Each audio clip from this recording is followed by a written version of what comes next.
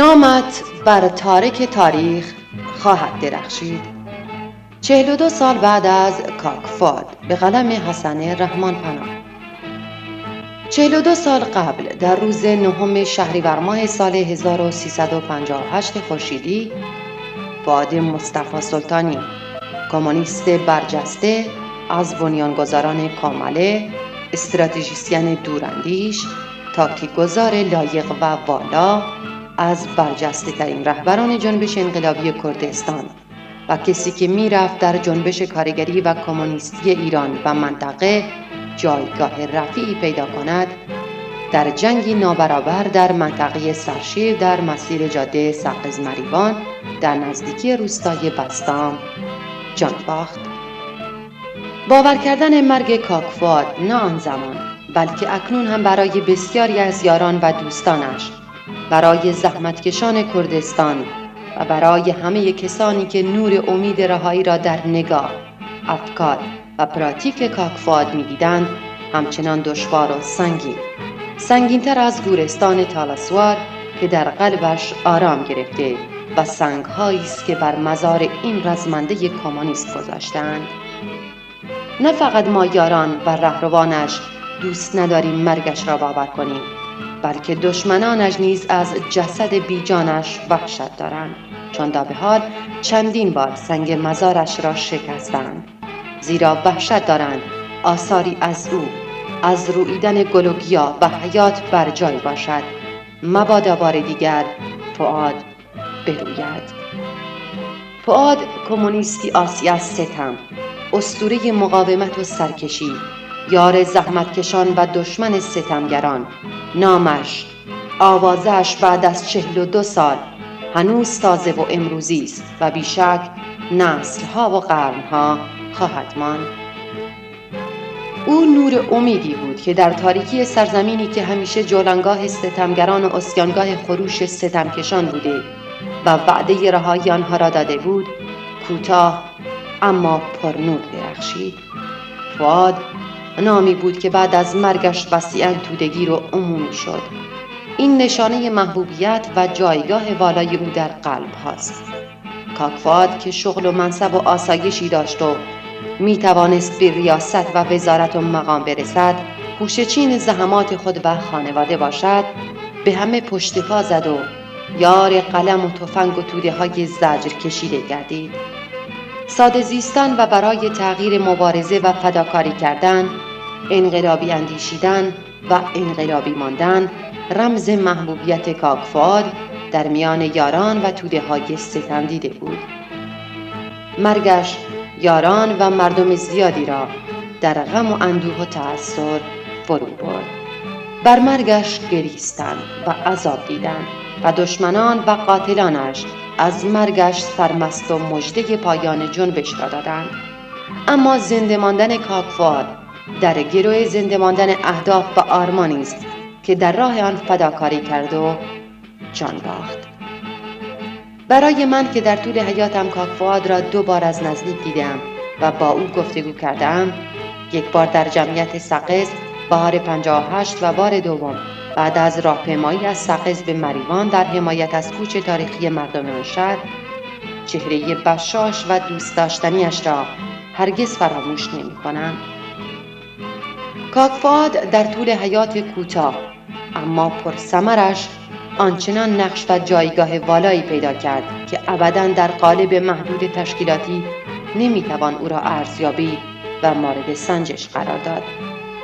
البته این تنها ویژگی رهبری چون فؤاد نیست، بلکه تمام جنبش‌های اجتماعی اصیل چنین رهبرانی را در صفوف خود پرورش و آنها را پیشتاز حرکت خود نموده و جنبش توسط آنان هدایت و در همان حال آنان را نیز صیقل می‌دهد.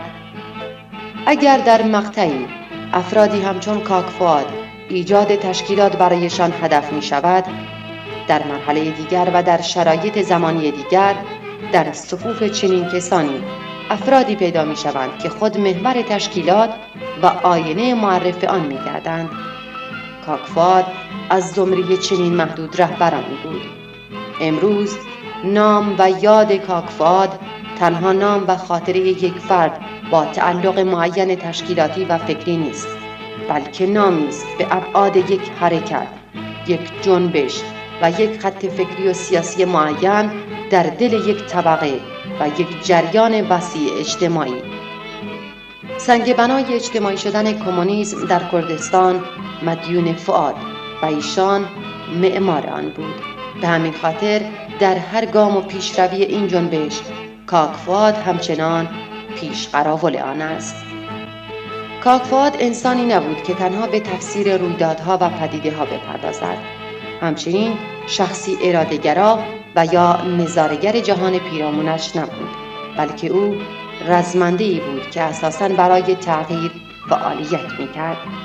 این ویژگیش او را بیشتر به مارکسیسم نزدیک و عامل مهمی در شناخت پدیده‌ها و جهان پیرامونش بود و فاکتور مهمی در کسب اتوریته و اعتماد دوستان و توده‌های زحمتکش به ایشان بود. در نظر و پراتیک کاک فؤاد، انسان در پرده روابط و مناسبات اجتماعی نه موجودی بی اختیار و منفعل، بلکه عنصری فعال و پویاست که قادر به تغییر جهان پیرامونی خود و پایان دادن به جدایی‌اش از ابزار خود ساخته است که به حکم شرایط تولید بر او حاکمیت می‌کند و عنصر اصلی در پایان دادن به این جدایی و از خود بیگانگی خود انسان بود. برای او انسان محور تغییر و در همان حال تغییر انسان را نیز می‌سازد. از همین زاویه بود که دخالت فؤاد در مسائل ریز و درشت جامعه از سیاست، اقتصاد و امور اجتماعی تا مسائل فرهنگی و آموزشی برای تغییر نامطلوب به مطلوب در خدمت انسان بود. او آغازگر ابتکار نو برای برپایی جهانی نو بود که انسان محور آن است. فؤاد در نوجوانی به سیاست پا گذاشت. در اوایل جوانی ابزار تحقق افکارش را ساخت. جوان 21 ساله‌ای بود که کمله را بنیان گذاشت. سیاست و کار سیاسی در کشورهای استبداد زده و خفقان‌آلود امری طبیعی و استبداد فرد را به سوی سیاست سوق می‌دهد. خلاف آن قدری غیر نرمال است. اما فؤاد در این میان از محدود استثناها بود. او یکی از آغازگران مارکسیسم دهه 40 و جنبش طبقاتی کارگران بود. فؤاد به درستی این جمله داهیانه مارکس را دریافته بود که کارگران فردی استثمار می‌شوند، اما دست جمعی رهایی می‌یابند، که معنایش چیزی جز اتحاد، ایجاد تشکیلات و مبارزه سازمان یافته و آگاهانه برای تغییر و رهایی نبود و نیست. به درستی معتقد بود که بدون تئوری انقلابی عمل انقلابی ممکن نیست و عمل انقلابی هم برای سازماندهی توده‌ای کارگران و بردگان سرمایه جهت نیل به سوسیالیسم به حزب انقلابی نیاز دارد. او در سال 1348 خورشیدی به ایجاد تشکیلاتی همت گذاشت که بعد از آزادیش از زندان ساواک در پاییز سال 57 و شرکت در اولین کنگره آن نام سازمان انقلابی زحمتکشان کردستان ایران کمله را بر آن نهادند. تا زمانی که در قید حیات بود آن را پاس داشت، صیقل داد، به پیش برد و به ابزار مبارزه انقلابیون حرفه‌ای، کارگران آگاه، زنان عاصی از ستم و ستمدیدگان نظام طبقاتی جهت نبرد برای رهایی از شر نظام موجود تبدیل کرد. در آن زمان که تشخیص خوب از بد هنوز کار آسانی نبود، کاک فؤاد با شم تیز طبقاتی و با چراغ مارکسیسم راه را از بیراه تشخیص داد. با نگرش‌های انحرافی در جنبش چپ از جمله خیانت و تسلیم طلبی حزب توده و نوکری و وابستگی این جریان مرزبندی و مشی چریکی جدا از توده‌های زحمتکش را مردود و نشان داد که موتور کوچک توان حرکت موتور بزرگ را ندارد. با دید انتقادی به جنبش مسلحانه سالهای 46 و 47 کردستان که توسط کمیته انقلابی حزب دموکرات کردستان ایران برپا شده بود می‌نگریست و آن را پشت سر گذاشت. هنوز بیش از 4 سال از تشکیل کمله نگذشته بود که دستگیر و روانی زندان و شکنجهگاه مخوف ساواک شاه گردید. زندان برای او عرصه نوینی از نبرد، گاه فردی و گاه دست جمعی با دشمن بود. در زندان آب دیده شد. اگر اسمش فولاد بود، در زندان فولاد آب دیده شد. در میان یاران با عزت و احترام و بازجو و شکنجهگر از او حساب می‌بردند. سلول‌های انفرادی و جمعی و تاریک‌خانه‌های زیادی را تجربه کرد و عذاب جسمی و روحی فراوانی تحمل نمود. اما رضا به قضا نداد و تسلیم دشمن نشد و نهایتاً اعتصاب غذای 24 روزه زندانیان سیاسی زندان سنندج را رهبری و به پیروزی رساند. سازماندهی و پیروزی این حرکت توان غیرقابل انکار او را در رهبری حرکت جمعی به دوست و دشمن نشان داد و مغز مبتکرش حرکت‌های توده‌ای عظیم بعد از قیام 57 را در تاریخ جنبش انقلابی کردستان برای اولین بار به اسم او و تشکیلاتی که او رهبرش بود ثبت نمود. در قیام 57 و سازماندهی آن به ویژه در مناطق جنوب کردستان همراه یارانش شرکت فعال و سازمانده داشت.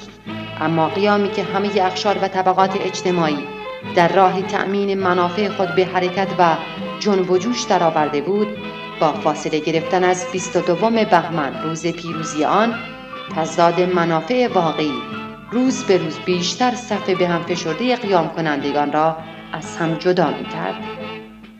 ضد انقلاب اسلامی می‌رفت تا هرچه زودتر دستاوردهای قیام را بازپس گیرد و آنچه را که رژیم شاه در به سرانجام رساندن آن ناکام مانده بود، یعنی سرکوب قیام کنندگان و بازگشت ایران به جزیره آرامش سرمایه را بر جامعه ایران حاکم کند. کاک فؤاد و یارانش با تشخیص این واقعیت و بدون توهم به رژیم اسلامی به استقبال شرایط جدید رفتند. آنان به درستی دریافته بودند حاکمان جدید که شمشیر اسلام در دست و توهم توده‌های مذهبی را پشت سر داشتند، مصممند فضای گورستانی بر جامعه در حال جوش و خروش ایران حاکم و آن را تنها راه سد انقلاب در داخل و رو به منطقه می‌دیدند. این طرح و توطئه حاکمان تازه به قدرت رسیده اسلامی از حمایت کشورهای امپریالیستی و ارتجاع منطقه نیز برخوردار بودند.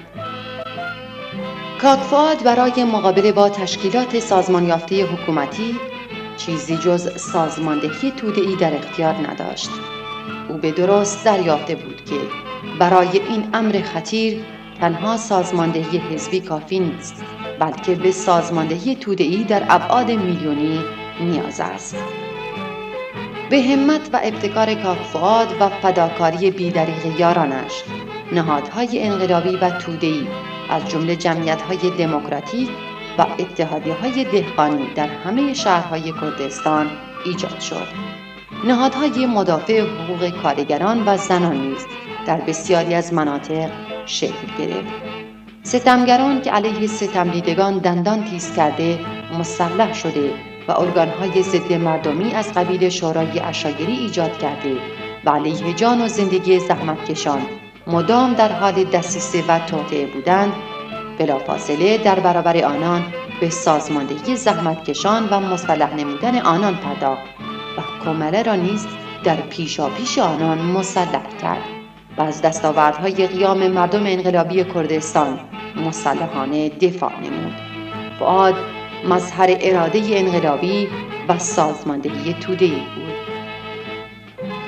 در اولین بهار آزادی بعد از سرنگونی حکومت شاه که به بهار خونین سنندج معروف شد و حاکمان تازه به قدرت رسیده اسلامی مردم مقاوم و مبارز این شهر را به خاک و خون کشیدند، کاک فؤاد و یارانش نقش اساسی در سازماندهی مقاومت مردم و هدایت نبرد علیه جمهوری اسلامی در این شهر بر عهده گرفتند. این اولین زورآزمایی رژیم اسلامی و مردم کردستان بود. هنگام مذاکره با هیئت رسمی جمهوری اسلامی که همه چهره‌های تاثیرگذار آن به جز خمینی شرکت داشتند و شورای شهر سنندج و نمایندگان برخی از سازمان‌ها و احزاب طرف مذاکره آنان بودند، رفیق صدیق کمانگر مبلغ و سازمانده برجسته، زبان برا و کوبنده انقلاب و شورای شهر سنندج با وصف اینکه آن زمان در کماله مسئولیت مشخص تشکیلاتی بر عهده نداشت و کاک فؤاد رهبر کماله بود، اما شخصاً محافظت از کاک صدیق را به عهده گرفت. این رفتار و تواضع را با رفتار کسانی که به خاطر موقعیت شخصی آرمان و اهداف کماله را زیر پا گذاشتند و امروز ادعای دوستی و شاگردی کاک فؤاد را دارند مقایسه کنید تا دریابید که اینان چقدر حقیر و کوچک هستند. مضحکه اولین انتخابات جمهوری اسلامی که با رأیگیری جمهوری اسلامی آره یا نه در 12 فروردین ماه 58 معماری شده و در آن جعبه جادویی اژدهای 7 سر حکومت ترور و شکنجه را به عنوان حکومت مستضعفین جار زدند و به مردم ایران غالب کردند، کاک فؤاد و یارانش بدون توهم در مقابل آن حقه‌بازی و کلاهبرداری اسلامی ایستادند و آن را افشا و مردم کردستان یک صدا آن نمایش مضحک را تحریم و رسوا کردند. حرکتی که سنگ بنای اتحاد و مبارزات دست جمعی آینده شد و اکنون هم به عنوان یکی از برگه‌های زرین جنبش انقلابی کردستان از آن یاد می شود. در جریان مذاکرات سنندج و مهاباد با هیئت‌های مذاکره کننده رژیم اسلامی، قطعنامه‌های 24 ماده سنندج و 8 ماده مهاباد در آن تنظیم شد، نقش کاک فؤاد بسیار برجسته و مورد اذعان دوست و دشمن قرار گرفت و مخالفینش نیز چه آن زمان و چه اکنون هم به فرهیختگی و شم و توان رهبری فؤاد اعتراف می‌کنند. رهبران جمهوری اسلامی نیز در این مذاکرات و در جریان رهبری کوچه تاریخی مردم مریوان و گفتگوهای رو در رو بیشتر او را شناختند و از ایشان وحشت داشتند. کاک فؤاد که از نیات ضد انسانی رهبر و سران جمهوری اسلامی در سرکوب خونین دستاوردهای قیام 57 تردید نداشت، در صدد سازماندهی نبرد توده‌ای از جمله مقاومت مسلحانه همگام و با اتکا به نیروی مردمی بود. سنگ بنای این نیرو را در سازماندهی نیروی مسلح پیشمرگ کماله دید و بی‌درنگ به ایجاد آن همت گماشت و اولین آموزشگاه نیروی پیشمرگ کماله را در روستای گورمر ناحیه سردشت سازمان داد. در برابر نگرشات و توهمات تسلیم طلبانه تسلیم نشد و بر ضرورت مقاومت مسلحانه از دستاوردهای قیام در برابر ضد انقلاب اسلامی تأکید نمود. تاریخ حقانیت او را در 42 سال گذشته به درستی نشان داد. کاک فؤاد اهل پنهانکاری و کار زیر به زیر نبود. هر آنچه انجام میداد شفاف، روشن، قابل رؤیت و حسابرسی بود. عمیقاً به کارگران و محرومان علاقه و اعتقاد داشت. بر این باور بود که توده‌های کارگر و زحمتکش دریا و روشنفکران و پیشقراولان آگاه و واقعی ماهی هستند که حیاتشان به حضور در آن آب زلال بستگی دارد. در کوچ تاریخی مردم مریوان که شهری را در برابر زورگویی و قلدری پاسداران اسلامی بسیج و به بیرون شهر هدایت و رهبری کرد، در رأس کمیته رهبریان حرکت تاریخی قرار گرفت. در جریان مذاکره با نمایندگان حکومت اسلامی ضمن دفاع قاطعانه از خواست و مطالبات مردم ناراضی، گزارش کارکرد روزانه کمیته را به اطلاع مردم می‌رساند و با این اقدام ضمن تقویت روحیه اتحاد و همکاری، توده‌های مردم را به سنت دخالت از پایین در امور سیاسی و اجتماعی ترغیب، تشویق و آموزش می‌داد. از آنها نظرخواهی می‌کرد و نهایتاً ایده‌های پیشرو و انقلابی را برمی‌گزید و عملی می‌کرد. با این روش و ابتکار نوین، مردم ستم دیده و مبارز را برای نبردهای اجتماعی بزرگ آماده می‌کرد. همچون رهبری تیزبین که توان و ظرفیت و میزان آمادگی مردم برای ادامه مبارزه و حصول پیروزی را در دست داشت، هنگامی که متوجه ظاهر شدن روحیه خستگی در صفوف مردم کوچ کرده شهر مریوان از ادامه مبارزه در شکل کوچ شد، بدون اراده گرایی به چگونگی به موفقیت رساندن آن مبارزه اندیشید و با جمع‌بندی از دستاوردهای به دست آمده و حرکتی که اثرات و ابعاد آن نه تنها بر مردم شهر مریوان و حتی کردستان محدود نماند، بلکه جنبش طبقاتی سراسری را در نبرد علیه دیکتاتوری تازه به قدرت رسیده را آموزش داد و تقویت نمود، مردم را به خانه و کاشانه و محل کار و زندگی خود سربلند و غرورآفرین راهنمون شد. کاک فؤاد تنها تعلیم دهنده نبود، بلکه تعلیم بیننده هم بود. او معلم تبدیل ناامیدی به امید و پیروزی بود.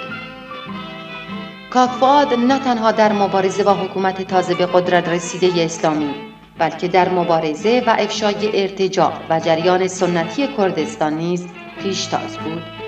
کاک فؤاد و تشکیلاتی که او رهبرش بود با سنت‌های فرسوده مذهبی، ضد زن و ارتجاعی در افتادند و کمونیسم، برابری طلبی و سکولاریسم را تبلیغ کردند.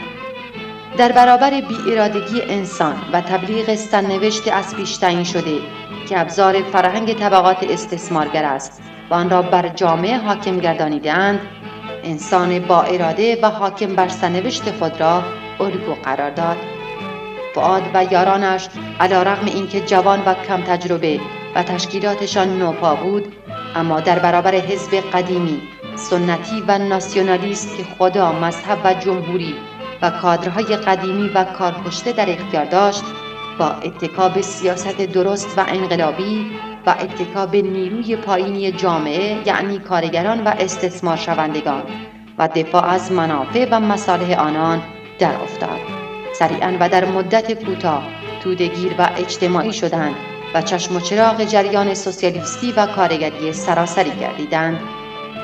در جریان فرمان جهاد خمینی در 26 مرداد ماه 58 و آغاز یورش به کردستان در 28 مرداد و سرکوب غائله کردستان که لیبرال‌های ریز و درشت به حمایت از آن برخاستند، فؤاد در رأس کامله فرمان مقاومت توده‌ای با همه امکانات موجود را صادر کرد و در بیانیه‌ای تحت عنوان خلق کرد در بوته آزمایش در رأس مقاومتی قرار گرفت که بعد از 3 ماه شکست جلاد جماران با نوشیدن اولین جام زهر از مقاومت و استقامت مردم مبارز کردستان در 26 آبان ماه 58 و اعلام تسلیم و مذاکره به نتیجه رسید.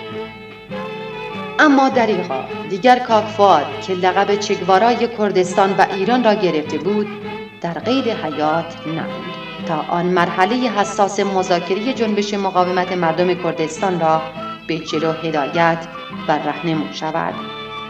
در آن پاییز حزین به جای کاک فؤاد نامش و عکس‌هایش در هر تظاهرات و در هر کوچه و برزن و در هر پیروزی و موفقیت در دست معترضین و سرود فؤاد چگوارای کردستان بر لب مبارزین بود.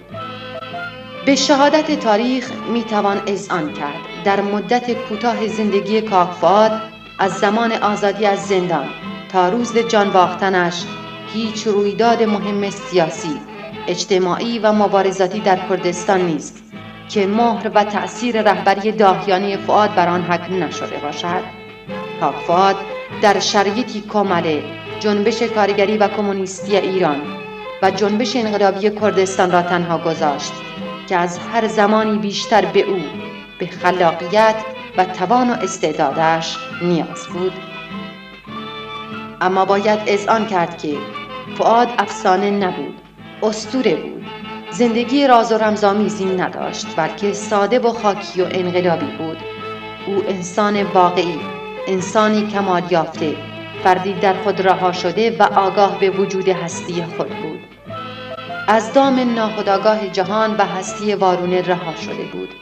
دوران آگاهی کاذب را پشت سر نهاده و به آگاهی علمی از دنیای پیرامونی خود دست یافته بود.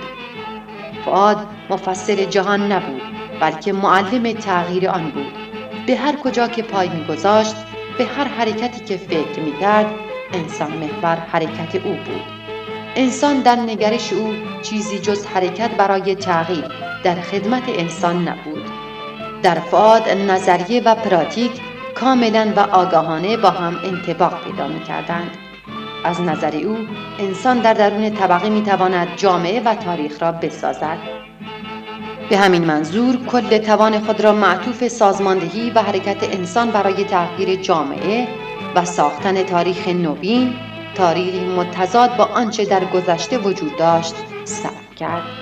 او طرفدار انسانی بود که بتواند سرنوشت و تاریخ خود را بسازد. این کار از نظر او فردی نبود، بلکه جمعی و طبقاتی بود. در پراتیک کوتاه مدت خود، به ویژه بعد از آزادی از زندان در 6 مهر ماه 57 تا روز جان باختنش 9 شهریور ماه 58، یعنی در مدت 11 ماه، آن را به خوبی و روشنی پراتیک کرد.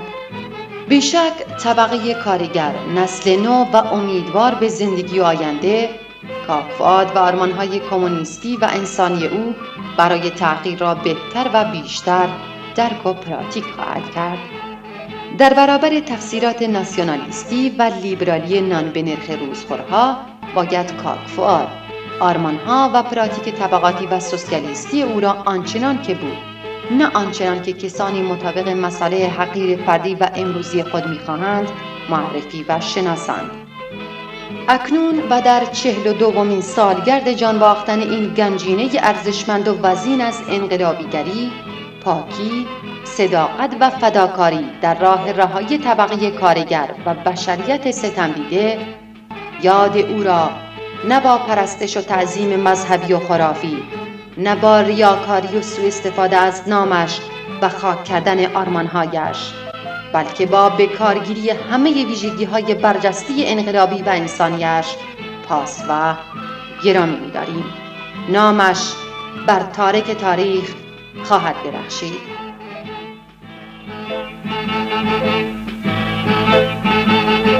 چه وقت بروز کوابه کردستانی به اوابه نکر کردستان گشتران همو تو رو تازیه باران بو وادی کسنگ